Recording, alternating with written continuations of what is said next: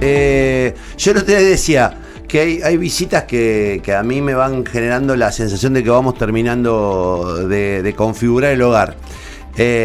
Bueno, lo decíamos en diversas áreas, lo decíamos por Pedro Edré, lo decíamos por el genio de Trombonanza, y hoy lo digo, apenas 2 días de conmemorarse un nuevo aniversario de la inundación de Santa Fe, que nos visita esta militante eterna que es María Claudia Albornoz. ¿Cómo andas, negra? Hola, Connie. La verdad que una alegría estar acá, Sí. Hace un montón que no nos veíamos. Un lugar conocido para vos, además. Sí, un lugar familiar. Esta esquina es conocida, muy conocida, porque también con el tema de la inundación, por tu viejo, por lo que el abrazo que me pegaron en esos momentos, que no fue poco. No, estaba pensando, estábamos hablando fuera de aire de tu laburo en Garganta Poderosa y en lo que terminó siendo, digamos, aquel 29 de abril, en tu vida. Uh-huh. Ya vamos a hablar de lo que están preparando en la legislatura y todo, pero digo, evidentemente aquello marcó un antes y un después. Absolutamente. A vos te cambió la cabeza, más allá te cambió la cabeza, digamos. Me explotó la cabeza. Yo siempre cuento, ¿no? Que yo trabajaba a media cuadra de la casa de gobierno, en la peluquería de mi hermana, iba hasta la plaza y miraba las luchas de los docentes, de las docentes, de Luz y Fuerza, esas plazas que eran memorables, y decía, entendía que luchar era algo permanente, era duro, era difícil, pero nunca pensé que era todo lo que viví después, ¿no? Así que sí, me transformó, eso que se metan con mi casa, con mi barrio, con mi ciudad, me transformó en alguien que no se va a conformar con lo que le dicen. En una leona, digamos, porque aparte yo me acuerdo, porque pasaron tantos años ya, ¿no? Estamos a punto de cumplir 20 el año que viene. Uh-huh.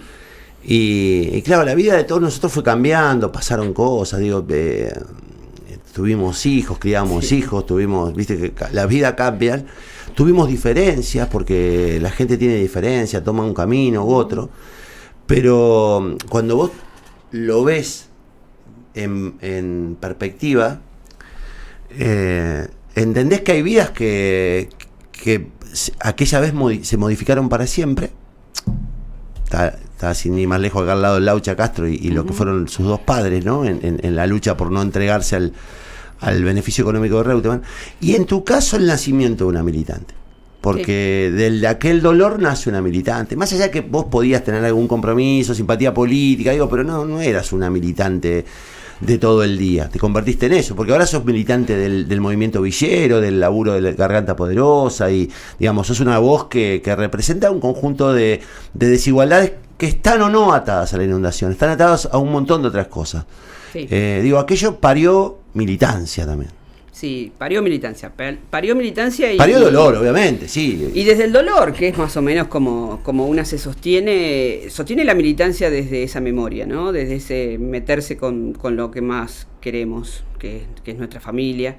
Y eso es lo que pasó un 29 de abril, y ahí es como descubrir un mundo que por ahí te pasaba por el costado, ¿no? Por eso nosotros ponemos como mucho énfasis en que la gente entienda lo que es la ciudadanía, lo que son los gobiernos, lo que son los poderes, porque ahí lo aprendimos en la plaza, lo aprendimos en la Carpa Negra, y aprendimos quién era Rafael Gutiérrez, aprendimos quién era Reutemann, quién era Obey, ahí lo aprendimos. O sea, yo soy de cuna peronista, mis viejos eran peronistas, mi casita es una casita del Plan Eva Perón, un chalecito de Barrio Chalet, y yo tenía, si bien éramos ya bastante críticos del peronismo, sigo teniendo esa camiseta y me duele muchísimo que otros la ventilen con tanta liviandad, siendo que se olvidaron del pueblo. Porque lo que pasó en el 2003, ese 29 de abril, se olvidaron del pueblo. Y ahí fue claramente que ese que era el corredor de Fórmula 1 no hizo ni más ni menos que ningunearnos. O sea, no existíamos, valíamos menos que perros. Ese dolor es el que tenés clavado, el que tenemos clavado, sí. Y ahí seguimos. Pues yo con el tiempo entendí que no solamente eso, que fue la demostración de cómo el Estado no existía en ese momento para asistir a los que por una eventualidad terminaban siendo víctimas de lo que fueron. También supimos después con el tiempo que él sabía que esto podía suceder.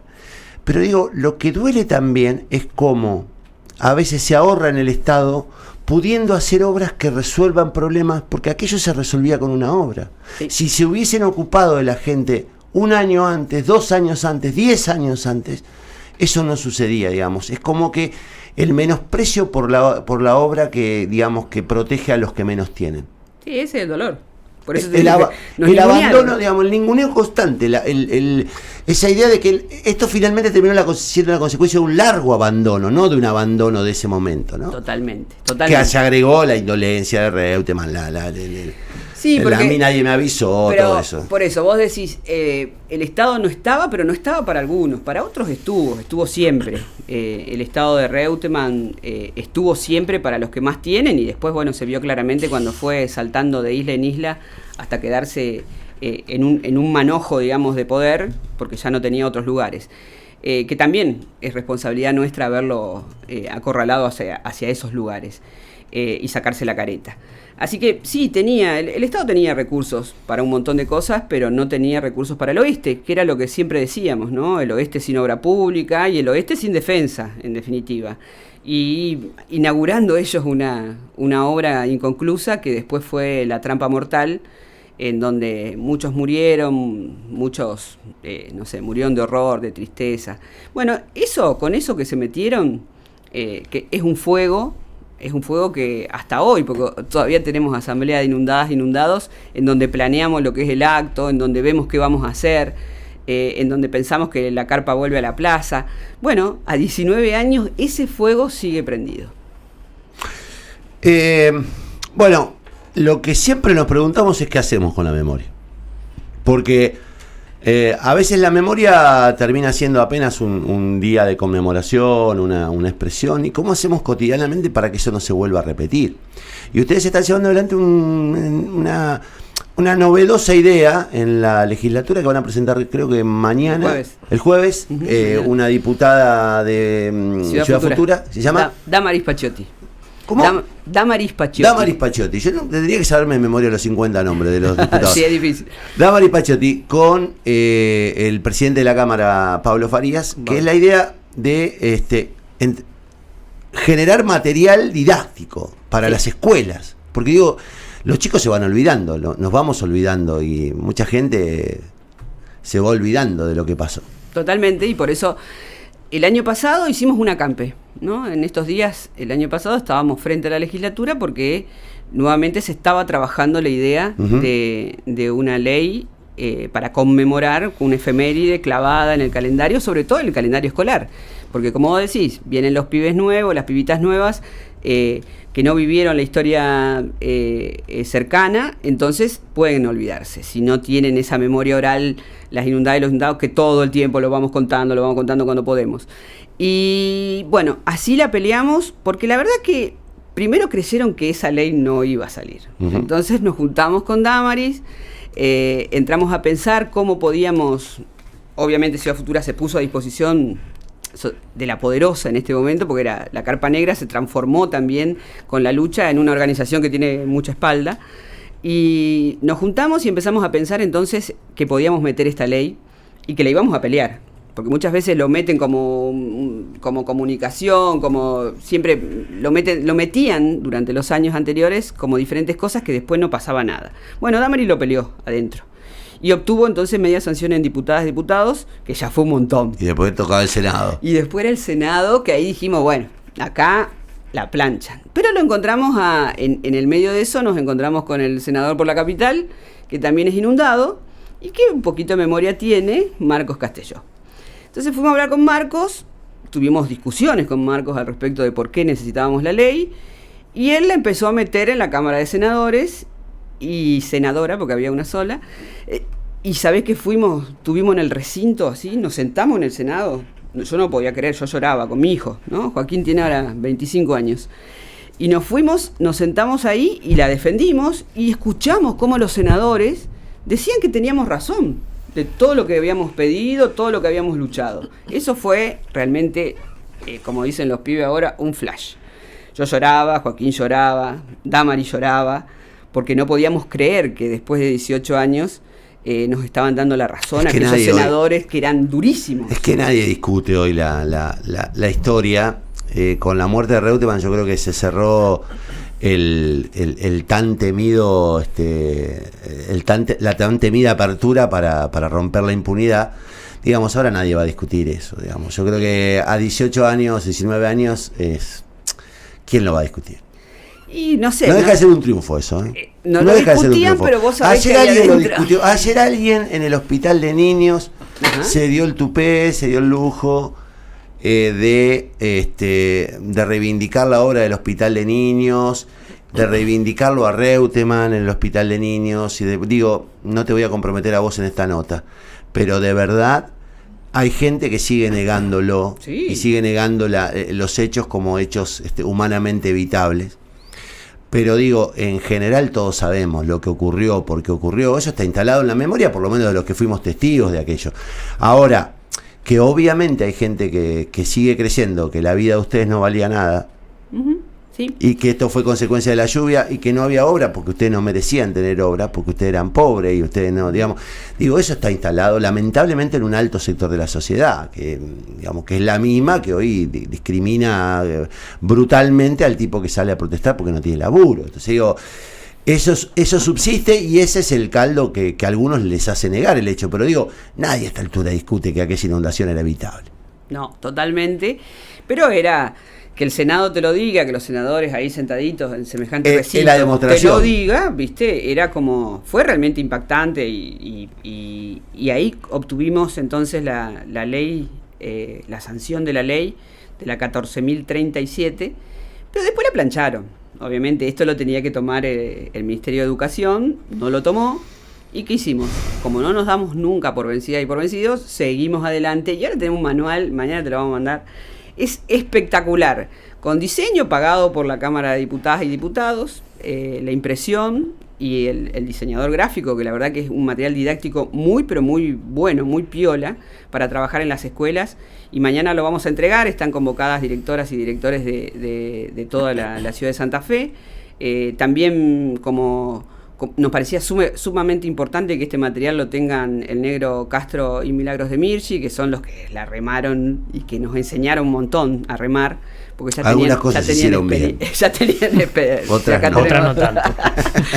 Y bueno, así que le invitamos al Negro, a la Mila, va a estar José Juan Domingo González, que es un luchador. Nosotros lo encontramos con Juan Domingo en la plaza, o sea, un vecino de Barrio Roma, yo Barrio Chalet, nos sentábamos y nos mirábamos, ¿viste? Y él trabajaba en una mutual policial. Entonces yo decía, a mí me daba desconfianza. Con cana. Y él me miraba con a mí cana, y me sí. decía, vos sos una luchadora social, ¿viste? Sí, mirá la zurda. Y entonces ahí nos medíamos. Bueno, un compañero que es realmente impresionante, como nunca bajó los brazos. Encima él tenía ya otra mochila encima que era inquilino. Y no era inquilino, era deudor del banco hipotecario. Entonces tenía una deuda enorme y después le cayó el agua encima, que le tiró Reutemann, que nos tiró. Bueno, así que estaba hecho pedazo y así siguió luchando y todo. Así que bueno, en nombre de él también a todas las luchadoras y luchadores que nos quedaron en el camino, que yo, Mónica Fessi, mi compañera de carpa, que era esa vecina que también conocí ahí, que era de Barranquita, y después compartíamos la carpa con los mucha chicos. gente murió, mucha gente de aquellos murieron a lo largo de los 20 años por razones de todo tipo. Sí, sí. Pero digo, hay un montón de personajes que en aquel momento significaron mucho, que después, bueno, digo, como todo en la vida, se van generando diferencias, el dolor se va alejando y uno va empezando a medir las cosas de otro lugar.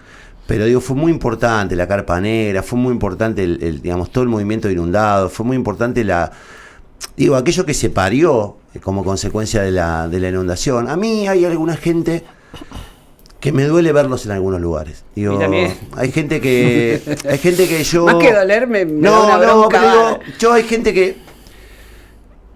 No voy a hablar, porque digo, me duele, porque a mí muchas veces se me ha cuestionado por un montón de posiciones, pero digo, nosotros estuvimos el 28 y el 29 en la calle y después no dejamos de ir nunca a una plaza del 29 durante los primeros 5 o 6 años, cuando era más difícil, cuando Reutemann era poder. Íbamos y transmitíamos con una radio AM contra un montón de poderes, y le poníamos el cuerpo y le pusimos la dignidad. Después verlos convertidos en funcionarios de tipo que fueron inundadores, a mí me duele. Porque digo, nos prometimos que con estos no. Bueno, Totalmente. Yo creo que también son modos de hacer el proceso, tampoco uno puede cuestionarlos, porque son decisiones de vida y tiene que ver con la necesidad de cada uno y con los cambios de cada uno. Pero digo, aquella vez nos prometimos que con estos no. Sí, pero nosotros nos cuestionamos, yo cuestiono a los que están hoy en el poder y que se olvidaron. O sea, vos decís, vos cambiás un pedazo de poder por la memoria, por lo que en aquel momento señalaste, por aquel momento defendiste. Bueno, eso nos parece indigno. Nosotras somos la carpa negra de la memoria y la dignidad, y la sostuvimos. La sostuvimos por más que nos operaron, porque la carpa negra te operaban. Nosotros ahí aprendimos lo que era que te operen políticamente. A mí me ponían no sé, yo para los radicales era peronista, para los peronistas era radical, para los socialistas era comunista, para los comunistas, no sé, era iraquí. Entonces, nunca me pudieron encasillar. Porque en realidad lo que nosotras defendíamos ahí, lo que defendíamos, tenía que ver con la justicia. O sea, teníamos que ver con una verdad que no era una verdad ficticia, era una verdad construida. O sea, cuando vos construís y vas caminando y te vas dando cuenta de qué hicieron con las obras públicas, cómo se licita una obra pública, a quién le dan una obra, cómo chorean en una alcantarilla, cómo aquellos que estuvieron siempre siguen estando, porque hoy el reutemanismo sigue estando en el poder. Y esto también nos duele, porque ahí entendés como hay sectores de la política que la ejercen con la hipocresía y nada más que para tener una sillita y sentarse con un pedacito, con un cuadradito de poder. Que la verdad que a mí me da vergüenza que estén por ahí. Te dijeron, es táctico. Sí, esa. Nada, negra. ¿no? Es tremendo eso del táctico. Con táctico, después viene lo mejor. Todavía Reutemann nunca lo desafiliaron, ¿no? No, nada, negra, me alegra que haya venido, de verdad. 19 años, ¿sabes que había que armar algo lindo? Cuando digo lindo, que vincula la memoria, que nos vincula a todos, nos encuentra a todos. Me parece que 20 años es un buen tiempo.